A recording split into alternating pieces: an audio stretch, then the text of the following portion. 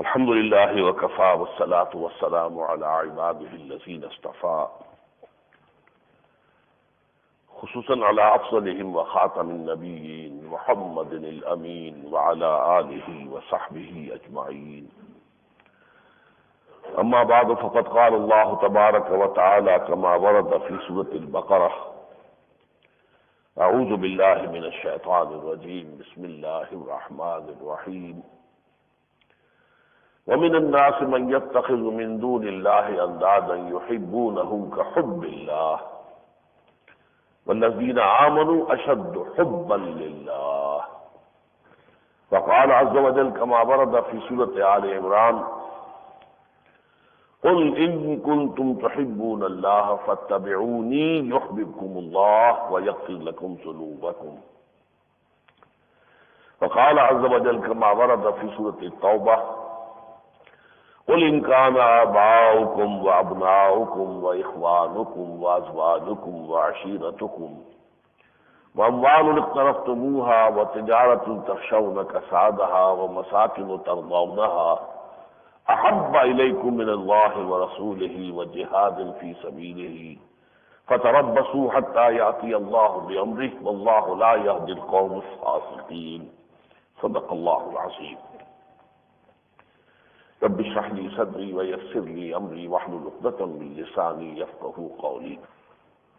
گزشتہ دو جمعوں سے جو مضمون ہمارے ہاں چل رہا ہے، یعنی یہ کہ ایک ہی اصطلاح کے حوالے سے قرآن حکیم کی پوری دعوت کا خلاصہ، وہ اصطلاح ہے عبادت رب۔ اور ہم دیکھ چکے ہیں کہ تمام انبیاء اور رسول کی دعوت کا مرکزی نقطہ یہی ہے: ان اعبدوا اللہ ما لکم من الہ غیرہ، اللہ تعبدوا الا اللہ فاتقوہ واطیعون۔ اسی طرح نبی اکرم صلی اللہ علیہ وسلم اور قرآن حکیم کی دعوت کا جو بنیادی نقطہ ہے: یا ایھا الناس اعبدوا ربکم الذی خلقکم والذین من قبلکم لعلکم تتقون۔ اس سے بھی آگے بڑھ کر اصلو قرآن حکیم انسانوں اور جنوں کی تخلیق کی غایت ہی یہ ہے: وما خلقت الجن والانس الا لیعبدون۔ تو بڑی ہی بنیادی مرکزی اصطلاح ہے۔ البتہ اس عبادت کا مفہوم کیا ہے؟ اس میں البتہ یہ ہے کہ لوگوں کے ذہنوں میں بہت سے غلط تصورات ہیں۔ وہ تصورات محدود بھی ہیں، پرورٹڈ بھی ہیں، لیمیٹڈ بھی ہے، پرورٹڈ بھی ہے، محدودیت بھی ہے اور بحث شدہ ہو جانا وہ جو ہے وہ بھی موجود ہے۔ اور وہ یہ ہے کہ ہم نے کچھ مراسم عبودیت کو، کچھ عبادات ہی کو کل عبادت سمجھ لیا ہے۔ نماز، روزہ، حج، زکوٰۃ یہ عبادات ہیں، اس میں کوئی شک نہیں، لیکن یہ کل عبادت نہیں ہے، بلکہ اصل عبادت کے سپورٹس ہیں۔ اصل عبادت کے لیے آپ کو سہولت فراہم کرتے ہیں، جیسے ایک چھت کو سپورٹ کرتے ہیں ستون، ایسے ہی یہ چار ستون ہیں کہ جن پر اصل عبادت رب کی جو چھت ہے وہ گویا کہ ان ستونوں کے اوپر قائم ہے۔ ہم دیکھ چکے ہیں کہ عبادت کی ڈیفینیشن میں بہترین بات وہ ہے کہ جو امام ابن تیمیہ اور حافظ ابن قیم نے فرمائی کہ اس کے دو اجزاء ہیں: غایت الحب مع غایت الذل والخضوع، حد درجے میں اللہ کی محبت اور حد درجے میں اس کے سامنے اپنے آپ کو بچھا دینا، جھکا دینا۔ اور میں آپ کو یہ بتا چکا ہوں کہ در حقیقت یہ اطاعت اور محبت، ان دونوں میں رشتہ کیا ہے؟ جیسا کہ جسد اور جان میں ہے۔ یہ جسد نظر آ رہا ہے، وزن بھی سارا اسی کا ہے، جان کا تو ہمیں معلوم ہی کوئی وزن بھی ہے کہ نہیں ہے، نہ وہ جان نظر آتی ہے، یا روح کہہ لیجیے، روح کس نے دیکھی، اور روح کا کوئی وزن ہے یا نہیں؟ یہ جسم ہے جو نظر آ رہا ہے، لیکن اس جسم کی کل حقیقت جو ہے وہ اس روح یا جان سے ہے۔ وہ جان نکل جائے تو پھر یہ کہ اس کو تو جلد از جلد جو ہے لہد میں اتار دینا چاہیے، ورنہ یہ ڈس انٹیگریٹ ہوگا اور اس میں تعفن پیدا ہو جائے گا، اس کے پاس بیٹھنا مشکل ہو جائے گا۔ تو اصل شے یہ جسم نہیں ہے، اصل شے تو وہ جان ہے۔ تو عبادت کا جسم جو ہے، عبادت کا جسد جو ہے، جو اس کا بڑا ہی حصہ ہے جو نظر آتا ہے، وہ ہے اطاعت، اطاعت کلی ہمہ تنگ، ہمہ وقت، ہمہ جہت اطاعت اللہ کی، لیکن اس کی جو روح باطنی ہے وہ ہے محبت خداوندی۔ اب میں نے پچھلی مرتبہ عرض کیا تھا کہ میں آج اس محبت خداوندی کے ضمن میں کچھ باتیں آپ کے سامنے رکھوں گا۔ دیکھیے محبت کا لفظ بہت عام ہے، عربی کا لفظ بھی ہے، اردو میں بھی بہت عام ہے۔ میں نے سوچا تھا کہ میں لسان العرب کو دیکھوں کہ اس لفظ کا اصل مادہ کیا ہے۔ ہر زبان میں جو الفاظ ہوتے ہیں جو روٹ ہوتی ہے اس کی، اس سے پھر اس کے باطن پر ایک روشنی پڑتی ہے، لیکن وہاں تو میں نے یہ دیکھا کہ اس کے بارے میں صرف اس قدر ہے کہ الحب نقیض البغض، حب جو ہے وہ بغض کی نقیض ہے، اس کی ضد ہے، بغض دشمنی عداوت، حب اس کی ضد ہے، اس کے برعکس۔ اب ہم سوچیں کہ یہ محبت کا لفظ جو ہے ہم استعمال کرتے ہیں تو کن کن چیزوں کی محبت جو ہے عام طور پر ہمیں انسانوں میں ملتی ہے، اور ان میں نوعیت کا فرق ہے کوئی یا نہیں، یا ایک ہی قسم کی محبتیں ہیں یہ سب۔ والدین کی محبت ہے، اولاد کی محبت ہے، کنبہ اور قبیلہ قوم اس کی محبت ہے، ملک اور وطن اس کی محبت ہے، پھر جن سے مخالف کی محبت ہے، مردوں کے اندر عورت کے لیے اور عورتوں میں مرد کے لیے ایک طلب ہے، محبت ہے۔ اسی طریقے سے مال و دولت دنیاوی، وجاہت، حکومت، اختیار، اس کی بھی محبت ہے۔ یہ جو گوناگوں محبتیں ہیں ان کا تجزیہ کیجئے تو اس کے 3 لیولز ہمارے سامنے آئیں گے۔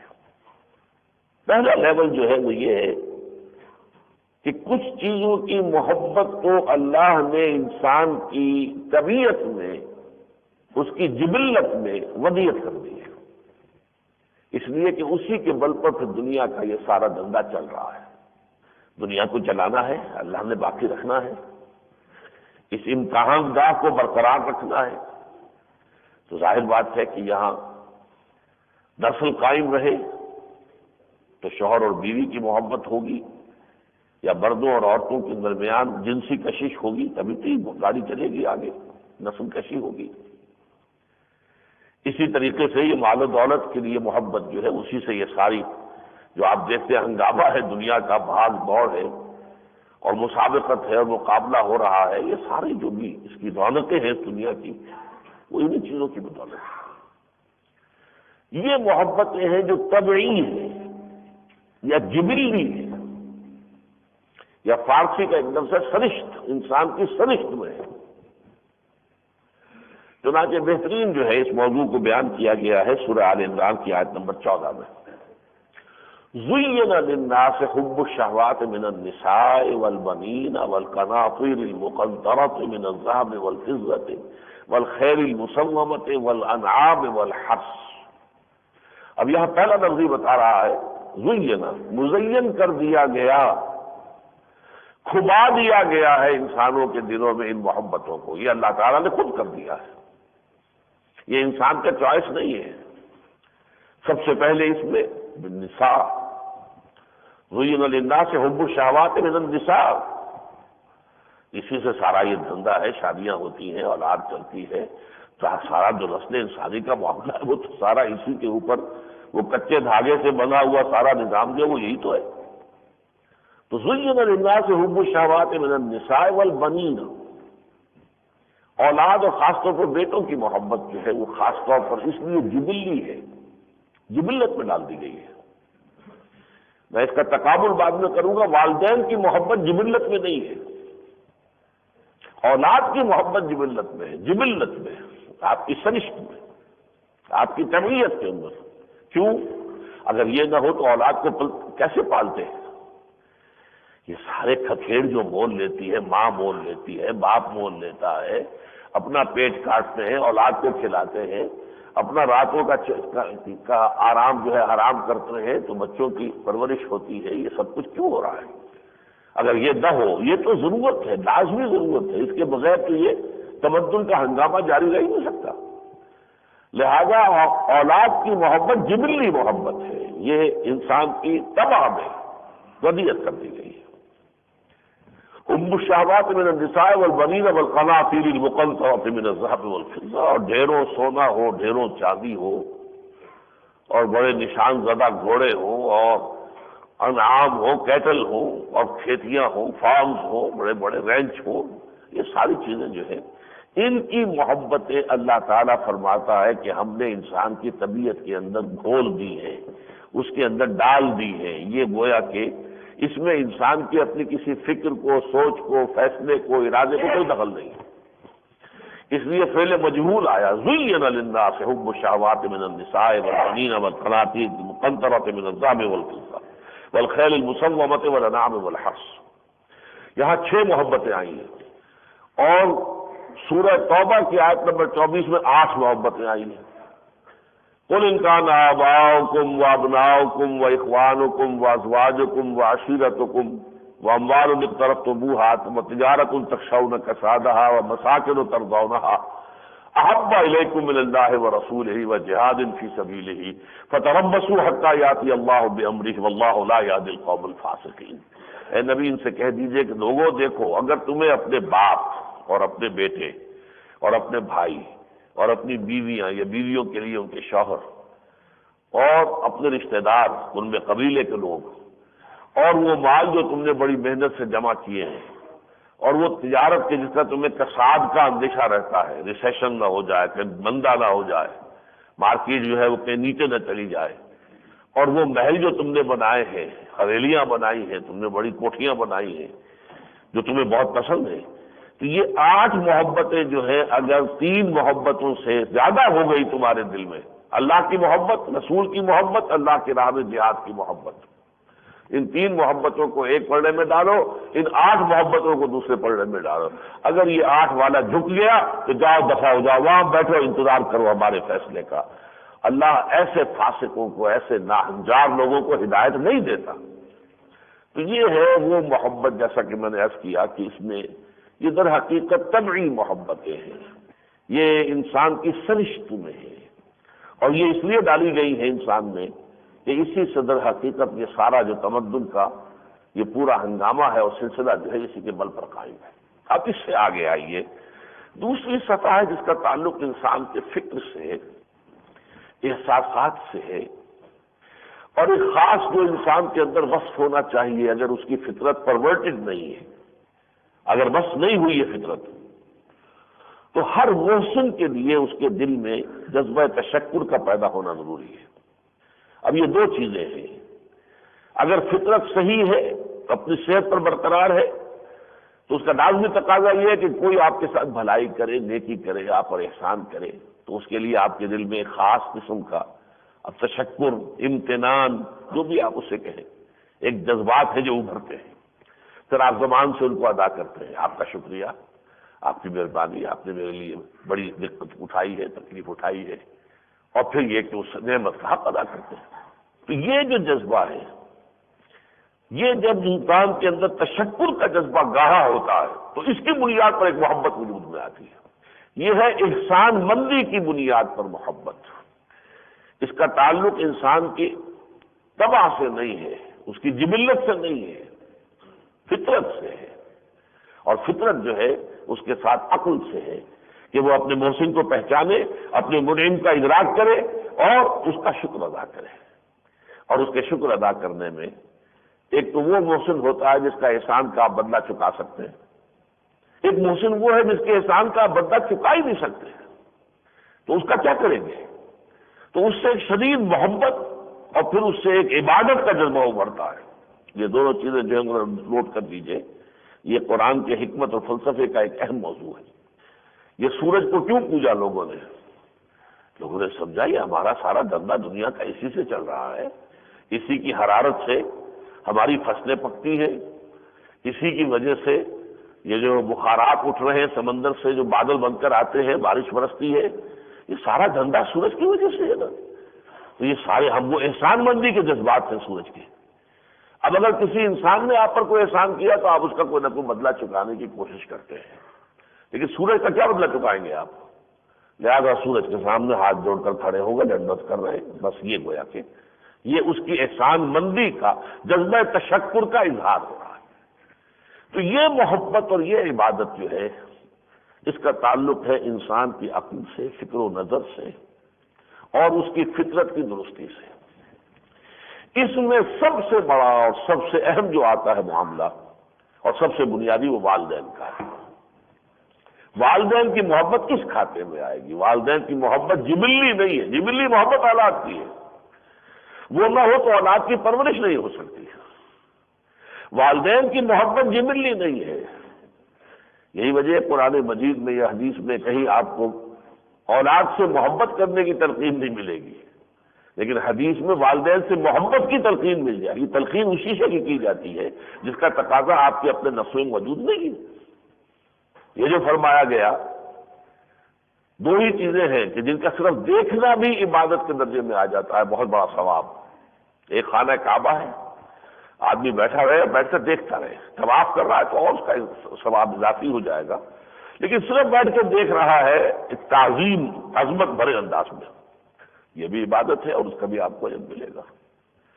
اسی طرح بوڑھے والدین کو محبت بھری نگاہ سے دیکھنا بہت بڑے اجر و ثواب کا بوجھ، یہ وہ احسان مندی کا جذبہ ہے۔ کما ربیانی صغیرا وقل رب ارحمہما کما ربیانی صغیرا، کہا کرو میرے پروردگار میرے والدین پر رحم فرما جیسے کہ انہوں نے مجھے پالا پوسا تھا جبکہ میں چھوٹا سا تھا۔ اب میں ان کے احسانات کا بدلہ نہیں چکا سکتا، بہرحال جس قدر بھی خدمت ہو سکتی ہے انسان کرتا ہے، سلیم الفطرت انسان ہوتا ہے، والدین کا پاس اسے ہوتا ہے، ادب کرتا ہے، جو بھی بڑھاپے میں خدمت کر سکتا ہے کرتا ہے۔ بہت سے ایسے لوگ بھی ہوتے ہیں کہ جو پرواہ نہیں کرتے، لیکن جن میں ذرا بھی فطرت کے اندر ان کے سلامتی ہوگی، بھلائی ہوگی، نیکی ہوگی، وہ بہرحال والدین کے پاس کریں گے، ان کا حق ادا کریں گے، لیکن کتنا کریں گے؟ جو انہوں نے مشقتیں جھیلی ہے تمہیں پالنے پوسنے میں، اس کا تو عشر اخیر میں تمہارے لیے ممکن نہیں ہے کہ تم جواب دے سکو اور بدلہ دے سکو۔ لہذا گھٹنے ٹیک کر اللہ سے دعا کرو، پروردگار میں ان کے احسانات کا بدلہ نہیں چکا سکتا، تو ہی میری طرف سے میں تجھ سے درخواست کر رہا ہوں کہ ان پر رحم فرما جیسے کہ انہوں نے مجھے پالا پوسا جبکہ میں چھوٹا سا تھا۔ دیکھیے یہ ہے انسان کے اس عقل کے سفر کا جو آغاز ہوتا ہے، تو سب سے پہلے بچپن میں آدمی کو اور کچھ احساس نہیں، سورج سے مجھے کیا فائدہ پہنچ رہا ہے اسے پتہ ہی نہیں، یہاں سے کھیتوں سے مجھے کیا فائدہ پہنچ رہا ہے اسے پتہ ہی نہیں، اسے پتہ ہے ماں اور باپ، انہی کا ساری محبت جو ہے وہ انہی دو کے اوپر آ کر مرکوز ہو جاتی ہے۔ لیکن جیسے جیسے انسان کے شعور کا دائرہ وسیع ہوتا ہے تو اسے سب سے پہلے محسوس ہوتا ہے کہ نہیں میرے والدین ہی نہیں ہے، میرا کنبہ قبیلہ ہے، میرے چچا بھی ہیں، میرے فلاں بھی ہیں، وہ بھی محبت کرتے ہیں، اور جس کو قرآن میں کہا گیا وہ فصیلت التی تووی، کوئی اگر کٹھن وقت آ پڑتا ہے تو پھر یہی کنبے قبیلے والے مدد کرتے ہیں، یہی پناہ گاہ بن جاتے ہیں لوگوں کی، لہذا ان کے لیے بھی ایک محبت کا احسان مندی کا جذبہ۔ اس سے آگے بڑھیے تو قوم اور وطن اور ملک اس کی سرزمین ہے، یہ مادر وطن، اسی لیے ماں اسے کہا گیا مادر وطن۔ جس طرح ماں پالتی ہے اپنی گود میں بچے کو، ایسے ہی وطن کی سرزمین جو ہے ہمیں پال رہی ہے، یہی سے ساری غذا ہماری نکل رہی ہے اور آ رہی ہے اور اس کی گود میں سے۔ اس سے بھی آگے بڑھ کر پھر پورا کائناتی سلسلہ جو ہے ربوبیت کا، جیسا کہ میں نے عرض کیا سورج ہے، چاند ہے، سخر لکم ما فی السماوات و ما فی الارض، یہ سب تمہارے لیے ہم نے مسخر کر دیے ہیں، تمہاری ضروریات کی بہم رسانی ہو رہی ہے، یہ سورج لگا ہوا ہے تمہاری چاکری میں، چاند لگا ہوا ہے تمہاری ضرورتیں پوری کرنے میں، یہ ہوائیں چل رہی، سب کیا ہے؟ یہ پورا کائنات کا سلسلہ ہے جس سے میری پرورش ہو رہی ہے۔ تو وہ جو والدین کے لیے ایک جذبہ امتنان و تشکر اور احسان مندی تھا شروع میں، ابھی اس کا اپنا شعور کا دائرہ اتنا محدود تھا کہ وہ پورا کا پورا جذبہ تشکر جو ہے وہ اسی ایک دائرے میں محدود تھا، رفتہ رفتہ رفتہ رفتہ اس دائرے میں وسعت پیدا ہوتی ہے، کنبہ قبیلہ، قوم، ملک، وطن، سرزمین، پھر یہ کہ پورا کائناتی سلسلہ جو ہے اس ربوبیت کا۔ لیکن پھر عقل جو ہے ایک اور جو ہے چھلانگ لگاتی ہے، یہ تمام چیزیں بھی در حقیقت ایک رب ہے جس کے حکم سے یہ سب کچھ کر رہی ہے۔ سورج کو مسخر کیا اللہ نے، یہ اس کی ربوبیت کا مظہر ہے، اپنی جگہ کچھ بھی نہیں۔ چاند کو مسخر کیا اللہ نے، یہ اس کی ربوبیت کا مظہر ہے، فی نفس ہی کچھ بھی نہیں. گویا کہ یہ پورا کائنات کا سلسلہ، بلکہ یہاں تو آ کر یہ بات بھی انسان کو منکشف ہو جاتی ہے کہ والدین کی دلوں میں بھی محبت ڈالی تھی اللہ نے، جس کی وجہ سے انہوں نے پالا پوسا ہے اور مشقت جو جھیلی ہے ہمارے لیے. یہ ساری چیزیں جو ہے تو مرکوز ہو جاتی ہیں ذات باری تعالیٰ پر جا کر. جب یہاں تک بات پہنچ گئی تو اب محبت کا مرکز، اصل مرکز، فوکس وہ ذات باری تعالیٰ بن جائے. یہ جو میں نے نقطہ آپ کے سامنے رکھا ہے، یہ آپ کو اس کی حقیقت اس طرح واضح ہوگی آپ پر کہ حضرت لقمان کے ذکر میں قرآن حکیم میں آتا ہے وَلَقَدْ آتَيْنَا لُقْمَانَ الْحِكْمَةَ أَنِ اشْكُرْ لِلَّهِ وَمَنْ يَشْكُرْ فَإِنَّمَا يَشْكُرُ لِنَفْسِهِ وَمَنْ كَفَرَ فَإِنَّ اللَّهَ غَنِيٌّ حَمِيدٌ وَوَصَّيْنَا الْإِنسَانَ بِوَالِدَيْهِ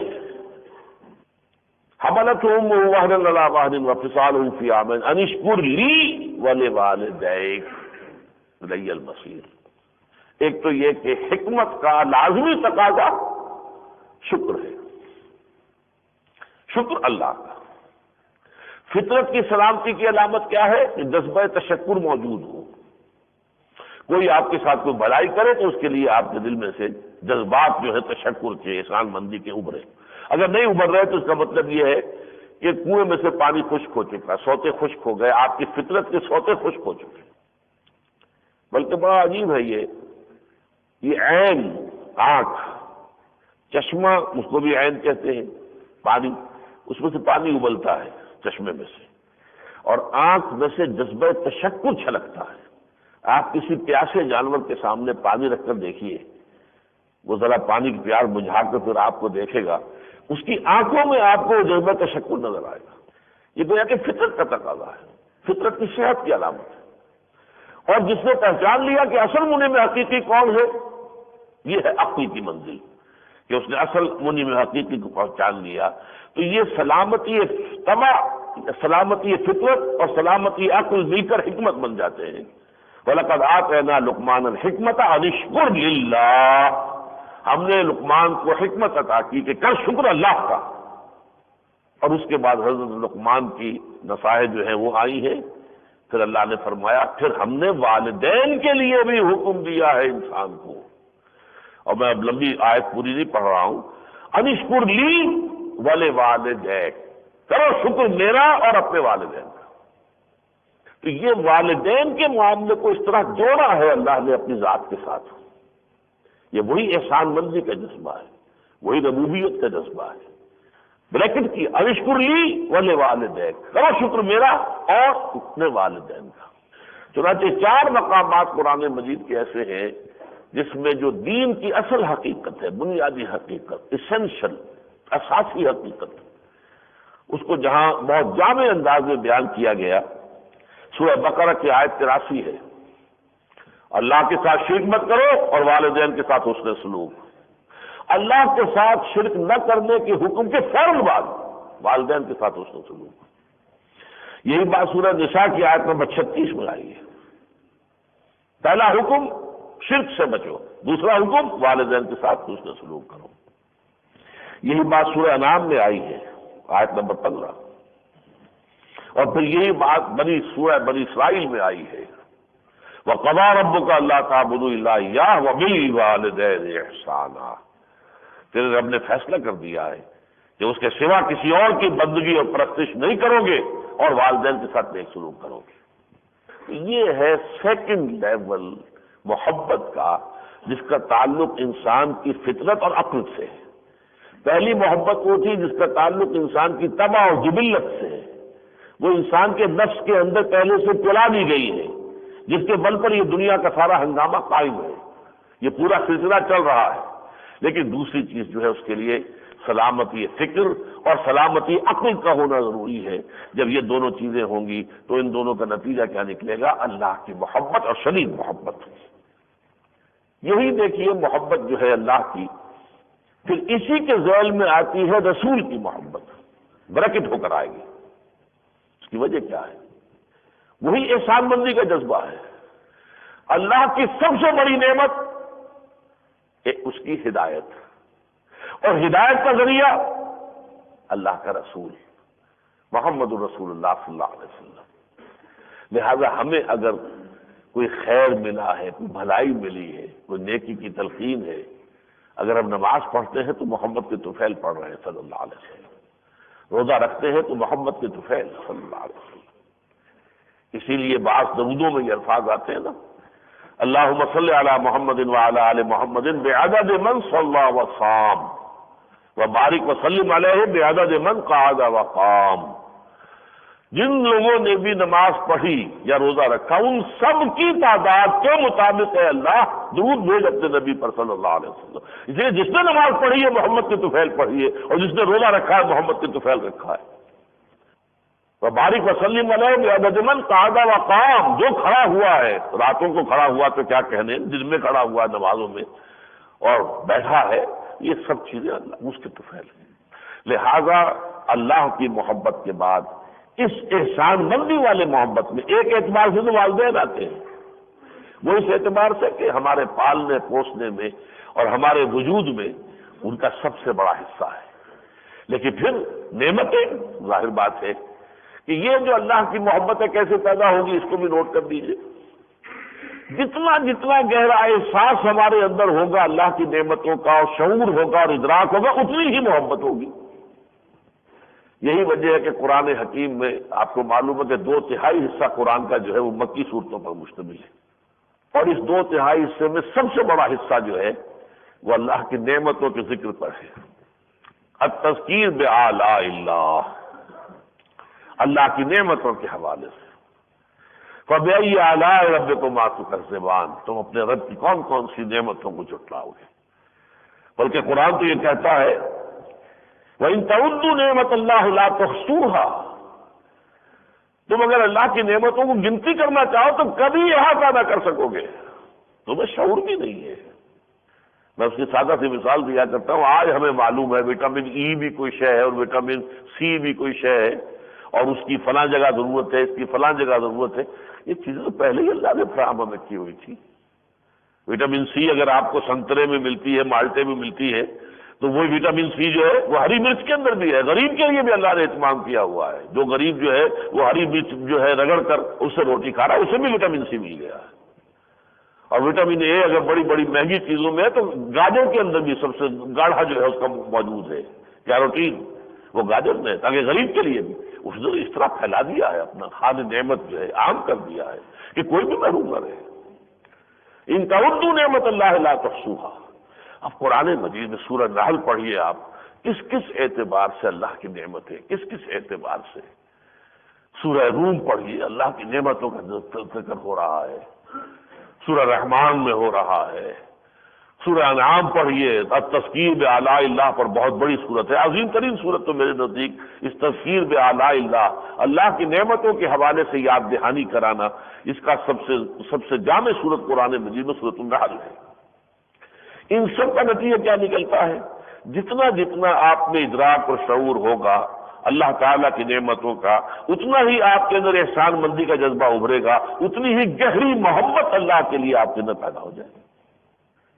یہی وجہ ہے کہ قرآن مجید کا پڑھنا، اس میں غوطہ زنی کرنا، اسے حفظ جان بنانا، اس کی تلاوت کو جو ہے مستقل اپنے معمولات میں شامل کرنا، یہ ساری چیزیں ہیں کہ جس کے نتیجے میں پھر وہ محبت پیدا ہوگی جو اصل روح ہے عبادت کی۔ ورنہ یہ ہے کہ اگر صرف اطاعت ہو رہی ہے، ایک میکینیکل پروسیس ہے، ایک مشین ہے چل رہی ہے، اطاعت ہو رہی ہے، اس میں اگر وہ محبت کی چاشنی نہیں ہے تو پھر یہ وہ عبادت نہیں ہے کہ جو مطلوب ہے۔ غایت الحب مع غایت الذل والخضوع، کتنی مرتبہ قرآن میں آیا ہے وَاذْكُرُوا نِعْمَتَ اللَّهِ عَلَيْكُمْ، یاد کیا کرو اللہ کی نعمتوں کو اپنے اوپر، ذرا گنا کرو کبھی کبھی بیٹھ کر، سوچا کرو کیا کیا نعمت اللہ نے تمہیں دی ہے۔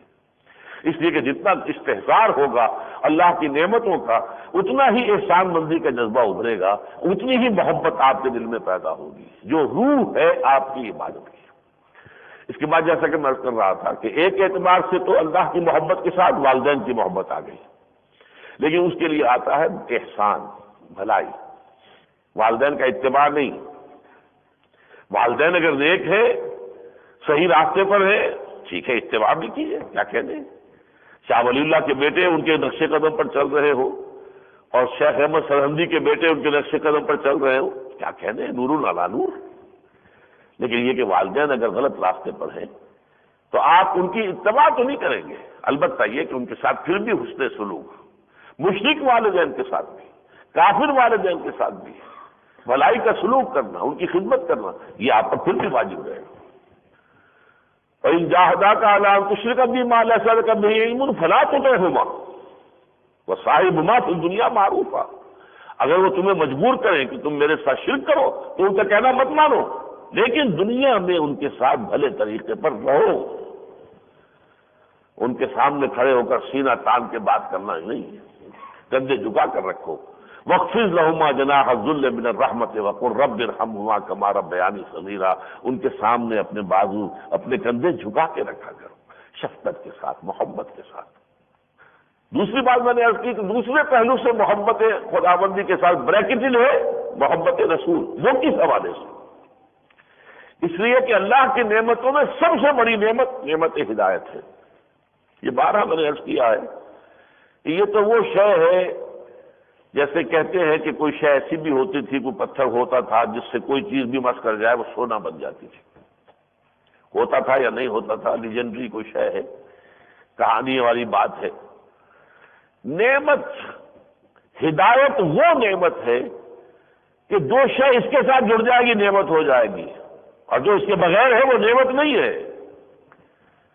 صحت نعمت ہے بشرطے کہ ہدایت ہو، اگر آپ کو ہدایت حاصل نہیں ہے تو یہ صحت آپ کو گناہوں پر اور زیادہ آمادہ کرے گی، زیادہ سینہ زوری سکھائے گی، جسم میں جان ہے، طاقت ہے۔ اگر ہدایت سے بے نصیب ہے، ایسا نہیں ملا ہے، تو یہ جو صحت ہے آپ کی، یہ آپ کے لیے وبال بن جائے گی۔ اس سے تو بہتر تھا کہیں بیمار پڑے ہوتے تو ان گناہوں سے بالفعل تو بچے رہتے، لیکن یہ ہے کہ اگر صحت ہے تو گویا کہ بڑھ چڑھ کر گناہوں سے حصہ لیا جا رہا ہے، تو یہ ایک وبال ہو گیا۔ اسی طریقے سے اولاد بہت بڑی نعمت ہے بشرطے کہ ہدایت ہو۔ اگر ہدایت ہے آپ کو حاصل ہے اور آپ نے اپنی اولاد کی پرورش بھی اسی رخ پر کی ہے، سب سے بڑا جو ہے صدقہ جاریہ وہ نیک اولاد ہے۔ اگر آپ دنیا میں اپنے بعد اپنے پیچھے نیک اولاد چھوڑ گئے، سب سے بڑا صدقہ جاریہ ہے، اتنی بڑی نعمت۔ لیکن اگر آپ کو نعمت ہدایت جو ہے وہ خود نہیں ملی تو اولاد کی پرورش بھی جو آپ نے جس طور سے کی ہے، ان کی دنیا کا تو سارا دھیان رکھا ہے، ساری فکر کی ہے، ان کے دین کی، ان کی ہدایت کی کوئی فکر نہیں کی، نتیجہ کیا ہوگا؟ ہو سکتا ہے یہی اولاد کھڑی ہو کر آپ کے سامنے سینہ تان کر کہے اور گالیاں دے آپ کو، اور آپ کے لیے سہان روح بن جائے، ہوتا ہے اپنے معاشرے میں ہم دیکھتے ہیں۔ تو کوئی شے نعمت نہیں ہے جب تک کہ نعمت ہدایت ساتھ شامل نہ ہو۔ صحت نعمت ہے بشرطے کہ ہدایت ہو، اولاد نعمت ہے بشرطے کہ ہدایت، دولت نعمت ہے بشرطے کہ ہدایت ہو، ورنہ یہی دولت ہے، اگر ہدایت نہیں ہے تو یہی آپ کو گلچھرے اڑانے پر اور آپ لگژریز اور عیاشیوں پر آمادہ کرے گی، اور غلط کام زیادہ آپ کریں گے، بڑھ چڑھ کر کریں گے۔ اب یہ نعمت ہدایت جو ہے اللہ کی، وہ ہمیں ملی ہے رسول کے ذریعے سے صلی اللہ علیہ وسلم۔ لہذا اس سب سے بڑی نعمت کے اعتبار سے ہم احسان مند ہیں محمد الرسول اللہ صلی اللہ علیہ وسلم۔ اور اس میں اگر سیرت النبی کا ذرا سب انسان مطالعہ رکھے، سیر صحابہ بھی اور سیرت النبی بھی، اس لیے کہ در حقیقت پھر رسول کی محبت کے ساتھ ہی آ جاتی ہے جڑ کر صحابہ کی محبت، جیسے اللہ کے ساتھ اللہ کی محبت کے ساتھ رسول کی محبت ہے، ایسے ہی رسول کی محبت کے ساتھ ہی جڑی ہوئی محبت صحابہ کی ہے۔ وہ حضور کے دست و بازو تھے، انہوں نے تن من دھن لگایا ہے حضور کے مشن کی تکمیل میں۔ یہ جو الفاظ آتے ہیں بہت اہم، آپ جمعوں میں سنتے بھی ہوں گے، اللہ اللہ فی اصحابی لا تتخذوا من بعدی غرضا فمن احبهم فبحبی احبهم ومن ابغضهم فببغضی ابغضهم۔ جو کوئی بھی ان سے محبت کرتا ہے میرے صحابہ سے، وہ میری محبت کی وجہ سے کرتا ہے، اور جو ان سے بغض رکھتا ہے ان کا بغض اصل میں مجھ سے ہے۔ آسمان پر تھوکنا ممکن نہیں ہے، زیادہ مجھ پر تو نہیں تھوک سکتے، میرے صحابہ پر تھوک رہے ہیں۔ یہ بغض جو ہے در حقیقت یہ بغض صحابہ نہیں ہے، یہ بغض رسول ہے۔ من احبہم فبحبی احبہم ومن ابغضہم فببغضی ابغضہم. وہی لسان العرب والی بات آ گئی، الحب نقیض البغض. اس حدیث میں آ کر یہ دونوں الفاظ جمع ہو گئے. من احبہم فبحبی احبہم، جو کوئی بھی میرے صحابہ سے محبت کرتا ہے وہ در حقیقت میری محبت کی وجہ سے اور اس کی بدولت کرتا ہے، اور جو ان سے بغض رکھتا ہے وہ در حقیقت مجھ سے بغض رکھتا ہے، لیکن اس کا ظہور جو ہے وہ کرتا ہے صحابہ کے ذمن میں. اب دیکھیے یہ اللہ کی محبت، رسول کی محبت، اور اس کے ساتھ ہی صحابہ کی محبت بھی آ گئی، لیکن اب اس کے ساتھ ایک اور محبت جڑ کر آتی ہے. اللہ سے محبت ہے تو اللہ کی غیرت اور حمیت بھی آپ میں ہونی چاہیے یا نہیں؟ اللہ کی اس کو وفاداری بھی ہونی چاہیے کہ نہیں؟ اللہ کے احکام کی دھجیاں بکھیری جا رہی ہوں اور آپ آرام سے اپنے دھندوں میں لگے رہیں، کہاں ہوئی محبت؟ اللہ کی شریعت کو پاؤں تلے روندا جا رہا ہو. ابھی ملا عمر صاحب نے چونکہ حکم جو ہے صادر کر دیا ہے افغانستان میں، کوئی شخص بھی اگر مرتد ہوگا، اس لیے کہ اس وقت این جی اوز جو ہے، اب اس وقت جو بھوک اور افلاس ہے افغانستان کے اندر، کاد الفقر و یکون کفرا، حدیث ہے. فقر جو ہے، احتیاج، بھوک، یہ تو انسان کو کفر کے قریب پہنچا دیتی ہے. اور یہ این جی اوز آئے ہوئے ہیں وہاں پر، اور وہ سب کے سب ان کی کوئی خدمت کر کے کوئی یہ سب، اور پھر اس کے ساتھ پیچھے عیسائیت کی تبلیغ. تو انہوں نے فرمان نافذ کر دیا گیا ہے، جو کوئی بھی مرتد ہوگا قتل کر دیا جائے گا. اور یہ صحیح ہے، اس پر واویلا واشنگٹن سے ہو رہا ہے، اس پر تبصرہ امریکہ کر رہا ہے کہ یہ بڑی احمقانہ بات کی ہے انہوں نے، بہت غلط کام کیا انہوں نے، یہ کیا کر دیا. حالانکہ اسلام میں تو واقعی یہ ہے. اسلام کا تصور جو ہے بنیادی انسانی حقوق کا وہ کچھ اور ہے، مغربی تصور کچھ اور ہے. وہاں تو بنیادی حقوق میں یہ بھی ہے انسان جیسے چاہے اپنی جنسی لذت حاصل کر لے، اس کا حق ہے. تم کون ہوتے ہو؟ مرد سے جنسی لذت حاصل کرنا چاہے کرے، حق ہے اس کا. تم کو بیچ میں آنے والے. زنا بالرضا ہے تو سرے سے کوئی جرم ہے ہی نہیں، وہ تو صرف ایک عمر رکھی ہوئی ہے، اس عمر سے کم کے ساتھ اگر کیا گیا ہے تو پھر کوئی شاید تھوڑی سی بہت پکڑ ہو جائے، ورنہ نہیں، کوئی جرم نہیں. تو ان کا تصور جو ہے حقوق انسانی کا وہ بالکل مختلف ہے، ہمارا وہ نہیں ہے. ہم تو اللہ اور اس کے رسول کی شریعت کے پابند ہیں. بہرحال اگر اللہ کے دین کی دھجیاں بکھر رہی اور ہم بیٹھے ہوں آرام سے، اللہ کی شریعت پامال ہو رہی اور آرام سے بیٹھے تھے، تو پھر محبت نہیں ہے. میں پھر وہ حدیث آپ کو سنا چکا ہوں، پھر دوبارہ صرف اشارہ کر رہا ہوں کہ وہ جو اللہ تعالیٰ نے حکم دیا تھا حضرت جبرائیل کو کہ فلاں فلاں مچھلیوں کو الٹ دو، اور اس پر حضرت جبرائیل نے عرض کیا اللہ تعالیٰ کی بارگاہ میں، یا رب ان فیہا عبدک فلانا لم یعصک طرفۃ عین، پروردگار اس میں تو تیرا فلاں بندہ بھی ہے جس نے پلک جھپکنے جتنی دیر بھی کبھی معصیت میں بسر نہیں کی، اتنا نیک، اتنا متقی، اتنا زاہد، اتنا عابد. قال فقال، حضور فرماتے اس پر اللہ نے ارشاد فرمایا اقلبھا علیہ وعلیہم، الٹو اس بستی کو پہلے اس بدبخت پر پھر دوسروں پر. فإن وجهه لم يتغير في ساعة قط، اس لیے کہ اس کے چہرے کا رنگ میری غیرت کی وجہ سے کبھی متغیر نہیں ہوا. اس کی وضاحت میں پہلے بھی کر چکا ہوں. فرض کیجئے آپ کے سامنے کوئی آپ کی والدہ کو گالی دیتا ہے، اگر تو آپ میں جان ہے، ہمت ہے، تو جانے نہیں دیں گے اسے، پکڑیں گے، ماریں گے. نہیں ہے، فرض کیجئے آپ کمزور ہیں، وہ بہت طاقتور ہے، تب بھی کم سے کم یہ ہوگا کہ پورے جسم کا خون آپ کے چہرے میں آ جائے گا، رنگ متغیر ہو جائے گا، ہو سکتا ہے آپ اپنی جگہ پر کانپ کر رہ جائیں، لیکن یہ کیفیت تو ہوگی کم سے کم. اگر یہ بھی نہیں ہے تو بے غیرت اور بے حمیت انسان ہے. تو اللہ تعالیٰ کے ساتھ اگر یہ بے غیرتی اور بے حمیتی ہو، اور اللہ تعالیٰ کے ساتھ اگر وفاداری نہ ہو، وفاداری تو یہ ہے کہ اللہ کی حکومت ہے، اس کے خلاف بغاوت ہے، اس بغاوت کو فروغ کرنا میرا فرض ہے. وفادار تو وہی ہوتا ہے، بادشاہ ہے، بادشاہ کی حکومت ہے، آپ اس کے وفادار ہیں. کوئی بغاوت ہو گئی تو اس بغاوت کو فروغ کرنا آپ کا فرض ہے، آپ کی وفاداری کی شرط ہے. اگر نہیں تو پھر آپ وفادار نہیں. اب اللہ تعالیٰ کے خلاف پوری دنیا میں ایک بغاوت ہے. ظاہر الفساد فی البر والبحر، زمین و آسمان میں اور بحر و بر میں جو ہے فساد رونما ہو چکا ہے. انسانی حاکمیت کا تصور ہے، اب جو چاہیں گے کریں گے. ہم نہیں جانتے کسی خدائی شریعت کو اور آسمانی قانون کو. اگر آپ کی غیرت جوش نہیں کھاتی، اور آپ اللہ کی حکومت قائم کرنے کی جدوجہد نہیں کرتے تو اس کا مطلب ہے اللہ کی حکومت، اللہ کی محبت آپ میں نہیں. یہ اللہ کی محبت کا تقاضا، اللہ کے رسول کی محبت کا تقاضا، جہاد فی سبیل اللہ کی محبت. یہی وجہ ہے کہ پھر اس کو سورہ توبہ کی آیت ابھی میں آپ کو سنا چکا ہوں، 3 محبتوں میں جمع کیا گیا. احب الیکم من اللہ و رسولہ و جہاد فی سبیلہ.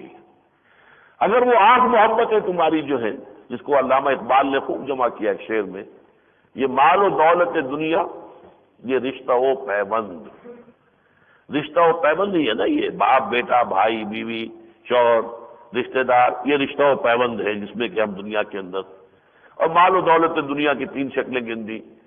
وہ دولت جو تم نے جمع کی ہے، تمہارے بینک بیلنسز ہیں، یا اور تمہارے ایسٹس ہیں، یا تمہارے کاروبار ہیں، بزنس ہیں، یا تمہارے محل ہیں، تمہاری کوٹھیاں ہیں، تمہاری حویلیاں ہیں. اگر یہ 8 محبتیں تمہارے اندر زیادہ ہیں ان 3 محبتوں سے، من اللہ و رسولہ و جہاد فی سبیلہ فتربصوا حتی یاتی اللہ بامرہ واللہ لا یہدی القوم الفاسقین. تو جاؤ انتظار کرو یہاں تک کہ اللہ اپنا فیصلہ سنا دے، اور اللہ ایسے فاسقوں کو ہدایت نہیں دیتا. اللہم ربنا لا تجعلنا منہم، اللہم ربنا لا تجعلنا منہم. اب اسی میں ایک اور بات آپ سے عرض کروں. سورہ آل عمران کی آیت بھی میں نے شروع میں پڑھی تھی، قل ان کنتم تحبون اللہ فاتبعونی یحببکم اللہ. ابھی پچھلے اتوار کو اس آیت کو درس ہو چکا ہے. اے نبی ان سے کہہ دیجیے اگر تم اللہ سے محبت کرتے ہو تو میرا اتباع کرو، اللہ تم سے محبت کرے گا. بڑی اہم آیت ہے. یہاں اتباع کا لفظ ہے، اگلی آیت میں اطاعت کا لفظ ہے. قل اطیعوا اللہ والرسول، اطاعت کرو اللہ کے اور اس کے رسول کی. فإن توليتم، اگر تم اس سے روگردانی کرو گے تو اللہ تعالیٰ ایسے کافروں کو پسند نہیں کرتا. وہ یہ تو کفر ہو گیا. اطاعت خدا، اطاعت رسول، یہ تو اسلام کا لازمی نتیجہ ہے. اطاعت سے اوپر ہے اتباع. فرق سمجھ لیجئے، اطاعت صرف اس بات کی ہوگی جو حکم دیا جائے گا، یہ کرو، آپ نے کر دیا، اطاعت کا تقاضا پورا ہو گیا. اتباع میں یہ بھی ہوتا ہے کہ آپ خود دیکھیں کہ حضور کیا کرتے تھے اور آپ بھی وہی کرنے کی کوشش کریں، چاہے حضور نے حکم نہیں دیا. یہ ہے اتباع. اتباع کا دائرہ بہت وسیع ہو جائے گا. حضور کے نقش قدم کی پیروی، جب یہ دائرہ وسیع ہوا، اور اس میں جب یہ بات سامنے آ جائے گی کہ حضور کی زندگی کا جو رخ تھا، پوری زندگی کا، پہلے 40 سال نکال دیجیے، ابھی وہی نہیں آئی. آپ ایک شریف انسان، صاحب کردار انسان، ایک تاجر، صادق اور امین تاجر کی حیثیت سے جو بھی بہترین ہو سکتا ہے وہ تھا. لیکن جب وحی کا آغاز ہوا اور یا ایھا المدثر قم فانذر وربک فکبر، اس کے بعد سے لے کر آپ کی زندگی کا ایک ایک لمحہ صرف ہوا ہے صرف 2 کاموں کے لیے، اللہ کے دین کی دعوت اور اللہ کے دین کو قائم کرنے کی جدوجہد. اب اتباع کا تقاضا تو یہ ہے، اگر یہی آپ کی زندگی کا رخ نہیں ہے تو آپ اتباع نہیں کر رہے ہیں. ٹھیک ہے، آپ مسواک کر لیے آپ نے کہ حضور کی سنت ہے، چلیے ہوگی، لیکن یہ مائکرو اتباع ہے. میکرو اتباع، پورا اتباع، بڑا اتباع، وہ تو یہ ہوگا یعنی اس میں اس حد تک حضور تو چلے گئے کہ آپ نے اپنے لیے کوئی گھر نہیں بنایا، آپ نے کچھ نہیں، کوئی کاروبار نہیں کیا. اس کے بعد وحی کے آغاز کے بعد کوئی کاروبار آپ نے نہیں کیا، ایک لمحہ بھی معاش میں صرف نہیں کیا. لیکن ہم سب سے اس کا تقاضا تو ممکن نہیں ہے، اگرچہ کچھ لوگوں نے اس کی بھی ہمت کی ہے. صحابہ میں سے بھی کچھ فقراء صحابہ تھے جو کوئی کام نہیں کرتے تھے، کوئی دنگا نہیں، بیٹھے ہوئے ہیں حضور کے قریب، یوں سمجھیے کہ قدموں میں بیٹھے ہوئے ہیں مسجد کے اندر. کوئی صدقہ خیرات کی کوئی چیز آ گئی تو کھا لی، نہیں تو نہیں صحیح، بھوکے سو گئے. علم حاصل کر رہے ہیں، تربیت لے رہے ہیں حضور سے صلی اللہ علیہ وسلم. پھر اور بھی فقراء صحابہ تھے. پھر صوفیاء کرام نے اس درجے میں زندگی گزاری ہے، کوئی اور دولت نہیں کمائی، کوئی جائیداد نہیں بنائی. یہ معین الدین اجمیری یہاں پر کوئی ایکسپورٹ امپورٹ کا کاروبار کرنے تو نہیں آئے تھے. شیخ علی حجویری یہاں پر اس لیے تو نہیں آئے تھے، لاہور میں آ کر ڈیرا لگایا تھا کہ یہاں سے کوئی کاروبار جو ہے یہاں سے شروع کریں گے اور بھیجیں گے اپنے وہاں واپس، اور وہاں سے مال. مطلب اللہ کا نام، اللہ کی طرف دعوت. تو صوفیاء نے بھی یہ کام کیا ہے. لیکن تمام مسلمانوں سے اس کی تو توقع نہیں ہے کہ وہ سرے سے سب کام چھوڑ کر اور تمام کے تمام اسی میں لگ جائے، لیکن یہ تو ہو کہ اپنی زندگی کے اندر اس کا ایک حصہ شامل تو ہو، اور زیادہ سے زیادہ اس کے اندر اپنے بقیہ چیزوں میں سے کمی کر کے زیادہ سے زیادہ اس کے اندر انپٹ کی جائے، تب اتباع ہوگا۔ جب اتباع ہوگا اس کا نتیجہ پھر اللہ فرما رہا ہے یحببکم اللہ، اللہ تم سے محبت کرے گا، تم اللہ کے صرف محب نہیں بلکہ محبوب بن جاؤ۔ اب تیسرا درجہ ایک اور ہے اللہ کی محبت کا، اس کا تعلق ہے انسان کی روح سے۔ اس روح کا ایک خاص ربط ہے ذات باری تعالیٰ کے ساتھ۔ اس کی مثال یوں سمجھ لیجئے، جیسے اب مجھے نہیں معلوم کہ فاصلہ کتنا شمار ہوتا ہے، لاکھوں کروڑوں میل جو ہے سورج ہماری زمین سے ہے، ہر کرن جو آ رہی ہے کہاں سے آ رہی ہے؟ سورج سے۔ اور کیا سورج سے اس کا تعلق منقطع ہو گیا؟ قائم ہے۔ اسی طرح ارواح جو ہے انسانوں کی، ان کا یہی رشتہ اللہ کی ذات کے ساتھ ہے۔ میری روح، آپ کی روح ایک معین شکل ہے، لیکن ذات باری تعالیٰ کے ساتھ رشتہ ہے۔ یہ بات دوسری ہے کہ ذہول ہو گیا ہے، ہمیں احساس نہیں ہے، ہمیں شعور نہیں ہے، ہم نے کبھی اس کی طرف توجہ نہیں کی، یہ بالکل دوسری بات ہے۔ اس روح کے اندر ایک ہی محبت ہے اور وہ اللہ کی محبت ہے۔ یہ لوٹنا چاہتی ہے اللہ کی طرف۔ کل شیء یرجع الی اصلہ، ہر شے اپنے اصل کی طرف لوٹتی ہے، یہ وہیں سے صادر ہوئی ہے، وہی لوٹنا چاہتی ہے۔ اس اعتبار سے اس روح کے اندر تو جو تقاضا ہے اللہ کی محبت کا، وہ یہ ہے کہ آپ کی زندگی میں مطلوب اور مقصود کے اعتبار سے کوئی نہ رہے سوائے اللہ کے۔ لا مطلوب الا اللہ، لا مقصود الا اللہ۔ یہ لا الہ الا اللہ کی تیسرے اور ہائیسٹ لیول کے اوپر تعبیر ہے۔ لا محبوب الا اللہ، لا مطلوب الا اللہ، لا مقصود الا اللہ۔ مقصود و مطلوب و محبوب اللہ کے سوا کوئی نہ رہے، یہ ہے روح کا تقاضا۔ لیکن ہوتا کیا ہے انسانوں میں، جیسے آپ کو بھوک لگتی ہے، اندر سے آپ کی طلب ہے، آدمی چاہتا ہے اچھی غذا ملے، لیکن اگر بھوک انتہائی ہے اور اچھی غذا نہیں ملی تو بری بھی کھاتے کہ نہیں کھاتے آپ؟ یہاں تک کہ قرآن بھی کہتا سور بھی کھا سکتے ہیں جان بچانے کے لیے، مردار بھی کھا سکتے ہیں جان بچانے کے لیے۔ یہی معاملہ ہے اس روح کے اندر جو طلب ہے محبت کی، اگر وہ عقل انسانی نے اللہ تک رسائی حاصل نہیں کی ہے تو یہ روح جو ہے اس محبت کو کسی اور شے کے اوپر لا کر چسپاں کر دیتی ہے۔ وطن کی محبت، قوم کی محبت، یہ ساری محبوبیتیں جو دنیا کے اندر آدرش کے درجے میں، نصب العین کے درجے میں، کہ مقصود و مطلوب یہ ہو جائے۔ اور اسی درجے میں اس لیے علامہ اقبال نے کہا ہے کہ جب ایک وطن جو ہے ایک سیاسی نظریے کے طور پر سامنے آتا ہے، وطنیت، تو یہ سب سے بڑا شرک ہے۔ ان تازہ خداؤں میں بڑا سب سے وطن ہے، جو پیرہن اس کا ہے وہ مذہب کا کفن ہے۔ اس دور میں اور ہے، جام اور ہے، جم اور، ساقی نے بنا کی روش لطف و ستم اور، تہذیب کے اعظم نے ترشوائے صنم اور، مسلم نے بھی تعمیر کیا اپنا حرم اور، ان تازہ خداؤں میں بڑا سب سے وطن ہے، جو پیرہن اس کا ہے وہ مذہب کا کفن ہے۔ اگر مطلوب و مقصود وطن ہو گیا ہے، مطلوب و مقصود قوم ہو گئی ہے، تو یہی گویا کہ آپ کا معبود ہے۔ یہ آیت ہے سورہ بقرہ کی، میں نے جو سب سے پہلے پڑھی تھی، آیت نمبر 165۔ وَمِنَ النَّاسِ مَن يَتَّخِذُ مِن دُونِ اللَّهِ أَندَادًا يُحِبُّونَهُمْ كَحُبِّ اللَّهِ، انسانوں میں سے ایسے بھی ہیں کہ جو اللہ کے سوا کچھ اور چیزوں کو اس کا مد مقابل بنا کر اور اس سے محبت کرنا شروع کر دیتے، جیسے کہ اللہ سے محبت کرنی چاہیے تھی۔ یہ روح کے اندر تقاضا جو تھا محبت کا، یہ تھا اصل میں محبت خداوندی کے لیے، پرورٹ ہو گئی، بجائے اللہ کے وہ کسی اور چیز کے ساتھ جا کر منسلک ہو گئی۔ والذین آمنوا اشد حبا للہ، اور جو لوگ ایمان والے ہیں وہ تو سب سے زیادہ شدید ہے اللہ کی محبت میں۔ اللہم ربنا اجعلنا منہم، اللہم ربنا اجعلنا منہم، اللہم ربنا اجعلنا منہم۔ اب چند باتیں حالات حاضرہ سے متعلق۔ فلسطین کا معاملہ جو ہے روز بروز گمبھیر ہو رہا ہے۔ تقریباً یہ بات اب طے ہو چکی ہے کہ کلنٹن صاحب تو اپنے صدارت کے عہدے سے فارغ ہو جائیں گے بغیر اس کے کہ کوئی بریک تھرو جو ہے فلسطینیوں اور اسرائیلیوں کے مابین ہو سکے۔ دوسری نئی بات جو اب ڈبل ہو کر آ رہی ہے، بڑی پریشان کن بات، کہ احود براق جو ہے اب اس کی جو مقبولیت ہے تقریباً بہت تیزی کے ساتھ نیچے جا چکی ہے۔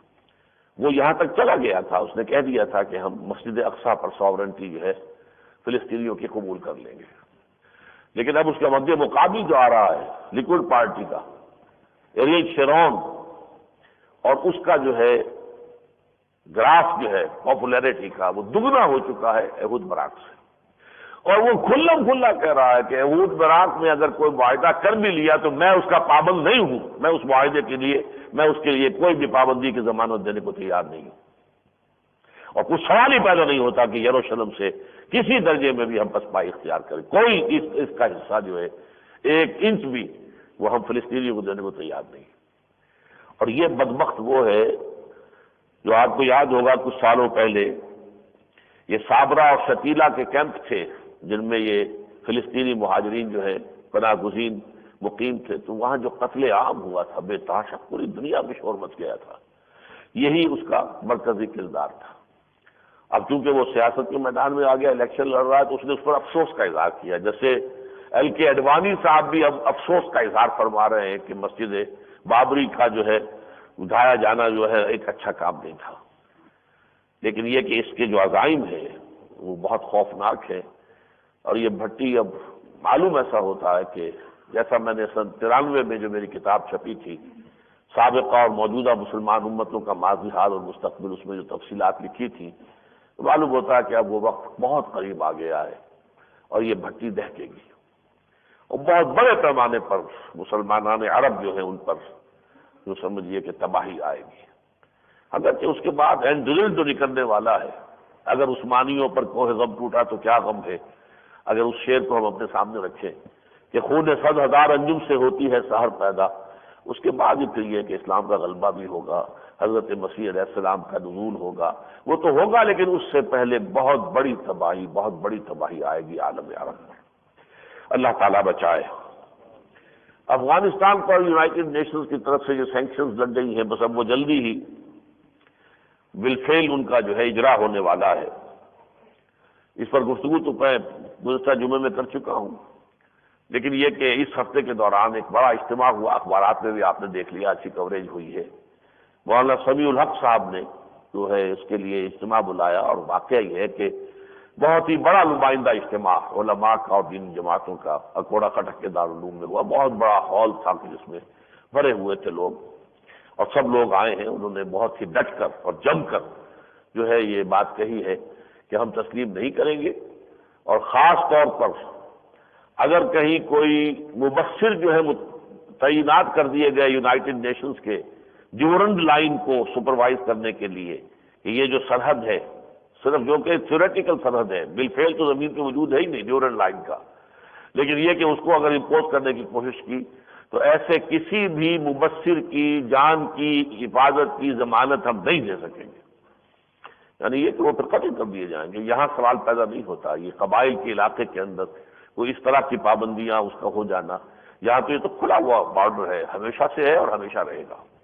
بہرحال یہ میں سمجھتا ہوں کہ بر وقت بہت اچھا اجتماع ہوا ہے، اور ایک ڈیفنس کاؤنسل وہاں بن گئی ہے۔ مولانا سمیع الحق صاحب جنہوں نے بھی 12 ظاہر بات ہے کہ جو ایک کام کا آغاز کرتا ہے پھر اسی کا حق ہوتا ہے کہ اس کے لیے کوئی سربراہی ہے تو وہ اسے دی جائے، لہذا ڈیفنس کاؤنسل جو ہے افغانستان ڈیفنس کاؤنسل کے سربراہ کی حیثیت سے سمیع الحق صاحب کا انتخاب ہو گیا ہے۔ اللہ ہمیں توفیق دے، ہم ہمت کر سکیں اور جو بھی مدد کر سکتے ہیں انفرادی سطح پر، اجتماعی سطح پر، جماعتوں کی سطح پر، جو سرکاری جو بھی کاروباری لوگ ہیں وہ جو مدد کر سکے، جو فلانتھراپسٹ ہیں، جو لوگ مخیر ہیں وہ جو مدد کر سکیں، وہ یہ کام جو ہے ہونا چاہیے۔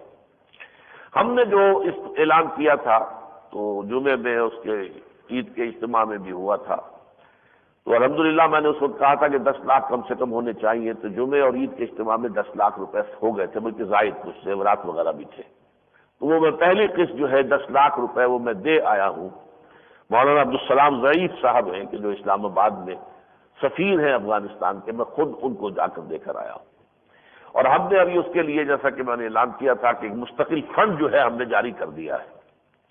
ایک تو یہ کہ اس کا بینک اکاؤنٹ جو ہے کھول دیا گیا ہے، جو صاحب چاہیں براہ راست اس اکاؤنٹ کے اندر وہ جو ہے تنظیم اسلامی برائے طالبان، یہ اس کا ہیڈنگ ہے، یعنی ہے تو تنظیم اسلامی کا اکاؤنٹ وہ، لیکن برائے طالبان، یہ ایک علیحدہ سے اکاؤنٹ رہے گا، تنظیم کے علیحدہ اپنے دوسرے اکاؤنٹس کے اندر گڑبڑ نہیں ہوگا۔ یہ حبیب بینک ہے گڑھی شاہو میں، اس کا سی ڈی، اس کا جو ہے کرنٹ ڈپازٹ اکاؤنٹ 1521 اور -86، یہ انشاءاللہ اگلے آپ جمعے میں اس کے لیے ہم ہیڈ بل سے شائع کر دیں گے، تاکہ یہ جو ہیڈنگ ہے یہ اس کا، اور یہ ندائے خلافت میں بھی شائع کر دیں گے تاکہ سب کو معلوم ہو جائے کہ یہ اس ہیڈنگ کے اندر، اس ہیڈ میں پیسہ جمع کرایا جا سکتا ہے جو حضرات بھی کرنا چاہیں۔ ویسے یہاں مستقل طور پر ہر جمعے میں یہ معاملہ رہے گا کہ ہمارا جو یہاں مکتبہ لگا ہوتا ہے وہاں ایک ذمہ دار آدمی ہوں گے جن کے پاس رسید بک ہوگی، جو صاحب کچھ سائزیبل رقم دینا چاہیں اور رسید بھی لینا چاہیں، بلکہ میں چاہوں گا کہ وہ رسید لیں، وہ تو وہاں پر رسید لے کر پیسے جمع کرا دیں، اور اگر تھوڑے بہت جو ہے جس طرح تو ایک چادر جو ہے وہ بھی رہے گی، تاکہ جو حضرات بھی اپنی اپنی استطاعت کے مطابق، اب 10 20 روپے کی رسید جو ہے وہ تو ایشو کرنا پھر ایک بڑا وہ لمبا معاملہ ہو جائے گا، تو وہ اس چادر کے اندر ڈال دیں، تو اس کی پھر ہر جمعے میں ایک رسید اس کی ہم کاٹ لیا کریں گے، تو اس طریقے سے یہ حساب جو ہے وہ جاری رہے گا انشاءاللہ تعالی۔ جہاں تک کشمیر کا مسئلہ ہے، اس کے ضمن میں بھی اب آج کی خبر تو یہ ہے کہ شاید وہ 5 حضرات کا ایک وفد معین ہو گیا ہے، لیکن آج پہلی مرتبہ میرے علم میں یہ بات آئی ہے کہ حریت کانفرنس کے ان سربراہ لیڈرز جو ہیں یہ وہ ان میں سب کے سب پاکستان سے الحاق کے قائل نہیں ہیں، بلکہ ان میں غلبہ ان لوگوں کا ہے جو کشمیر کو آزاد رکھنا چاہتے ہیں۔ یہ ایک خطرے کی گھنٹی ہے، اور یہ کہ محسوس ایسا ہوتا ہے کہ وہی امریکہ کی پرانی پالیسی، یہ بڑی حکومتیں اور بڑی طاقتیں جو ہوتی ہیں وہ جیسے سب سے بڑی طاقت جو ہے اللہ کی، واللہ غالب علی امرہ ولکن اکثر الناس لا یعلمون، اللہ تو اپنا جو بھی کام کرنا چاہتا کر لیتا ہے، غالب ہے، لیکن لوگوں کو اس کا اندازہ نہیں ہے۔ تو یہ بڑی حکومتیں اور بڑی طاقتیں جو دنیاوی ہیں، یہ بھی ان کے ہاتھ بڑے لمبے ہوتے ہیں، اور انہوں نے معلوم ہوتا ہے کہ اب کشمیر میں وہ فضا ہموار کر لی ہے۔ جو سب سے بڑھ کر پاکستان سے الحاق کے جو قائل ہیں اور جو اس کے داعی ہیں، علی گیلانی، وہ اس میں شریک نہیں ہو رہے، نہیں آئے ہیں اس وفد کے اندر۔ بہرحال اس کے باوجود میں دعا کرتا ہوں کہ اللہ تعالیٰ جو بھی بہتر کوئی شکل نکل سکتی ہو، اللہ تعالیٰ اس کے لیے راستہ کھول دے، اور یہ کہ بہرحال بہر صورت یہ میری رائے ہے کہ یہ ٹینشن یہاں سے ختم ہونا چاہیے۔ اب اس کو آدھی صدی سے زائد تو ہو چکا ہے، اب کب تک اس مسئلے کو لے کر جائیں گے؟ جس طرح سے بھی معاملہ جو ہے وہ، میں تو جیسا کہ میں نے بھی عرض کر چکا ہوں، گیو اینڈ ٹیک کا قائل ہوں۔ بعض لوگ جو ہے وہ تقسیم کشمیر کو جو ہے گالی سمجھتے ہیں، میں سمجھتا ہوں کہ نہیں، تقسیم کشمیر جو ہے وہ اس اعتبار سے کہ تقسیم ہند کا جو ایجنڈا تھا ابھی اس کا یہ انکمپلیٹ حصہ ہے، ایک آئٹم ہے۔ ہندوستان تقسیم ہوا تھا تو صرف ہندوستان تقسیم نہیں ہوا تھا، صوبے بھی تقسیم ہوئے تھے۔ پنجاب تقسیم ہوا، پھر پنجاب کے ضلع تقسیم ہوئے، بعض ضلعوں کی کچھ تحصیلیں ادھر آ گئی ہیں، کچھ تحصیلیں ادھر چلی گئی، اسی طرح بنگال تقسیم ہوا۔ تو اسی طریقے سے کشمیر کے معاملے کے اندر بھی کہ جو غیر مسلم اکثریت کا علاقہ ہے اسے اگر وہ ہندوستان اپنے اندر ضم کر لے، جو آزاد کشمیر اور ہمارے پاس ہے گلگت اور بلتستان، وہ ہمارے پاس جو کا تو ہے، اسے بھی اب علیحدہ کسی حکومت کی بجائے ضم کر لیا جائے پاکستان میں ایک صوبے کی شکل میں۔ اور یہ کہ اگر صرف درمیان میں جو ویلی ہے، اگر اس کی حد تک کوئی آزادی کا کوئی جذبہ زیادہ پیدا ہو گیا ہے ان میں، تو صرف اس کی حد تک آزادی دے دی جائے، یہ نہیں کہ پورے کشمیر کو، اور ہم بھی اپنے ہاتھ سے اپنا یہ آزاد کشمیر بھی دے دیں اور گلگت اور بلتستان بھی دے دیں، اور ادھر سے لداخ کا کچھ علاقہ جو ہم نے دیا تھا چین کو وہ بھی ہم کہیں کہ صاحب واپس کریں ہمارا، اور یہ تو ہم نے غلطی کی تھی، اور پھر ایک بہت بڑا کشمیر جو ہے، گریٹر کشمیر جو ہے آزاد وجود میں آ جائے، وہ غلط بات ہے۔ لیکن یہ کہ اس طرح کی کوئی اسکیم ہو تو کوئی حرج نہیں ہے۔ ایک اور بات جو مجھے عرض کرنی ہے وہ یہ ہے کہ ڈاکٹر یعقوب بھٹی صاحب ہیں، ہمارے لاہور ہی کے ایک صاحب ہیں، بہت سمجھدار آدمی ہیں، مخلص آدمی ہیں، انہوں نے آج سے کوئی 10-15 دن پہلے بھی مجھے فون کر کے بات بتائی تھی کہ اس سال کرسمس کے موقع پر پاکستان ٹیلی ویژن پر بعض جو عیسائی پادری مبلغین کی تقریریں ہوئی ہیں، ان میں ڈنکے کی چوٹ یہ کہا گیا کہ اللہ تعالیٰ نے اپنے اکلوتے بیٹے کو زمین پر بھیجا، یعنی حضرت مسیح علیہ السلام کے بارے میں یہ عقیدہ۔ تو اس پر انہوں نے خط بھی لکھا تھا، میرے پاس ہے وہ خط، اس وقت بھی موجود ہے، کہ یہ چیز جو ہے یہ خلاف اسلام تو ہے ہی ہے، لیکن ہمارے پاکستان کے دستور کے بھی خلاف ہے۔ عیسائیوں کو یہ حق حاصل ہے کہ اپنے جو عقیدے ہیں وہ اپنے چرچز میں، اپنے تقریبات میں جس طرح چاہیں بیان کریں، اپنے لوگوں کو، اپنے بچوں کو جیسے چاہیں سکھائیں، لیکن پاکستان ٹیلی ویژن جو ہے بھی اسٹیٹ اونڈ، سرکاری سطح پر، اور اس پر یہ کہنا جو ہے تو اس سے تو بڑا کفر کو ہے ہی نہیں۔ سورہ مریم کے اندر جو اللہ تعالیٰ کا غضب ظاہر ہوا ہے اس چیز کے اوپر، واقعہ یہ ہے کہ تکاد السماوات یتفطرن منہ وتنشق الارض وتخر الجبال هدا ان دعوا للرحمن ولدا وما ينبغي للرحمن ان يتخذ ولدا۔ تو یہ تو اللہ تعالیٰ کے جناب میں بہت بڑی گستاخی ہے، بہت بڑا کفر ہے۔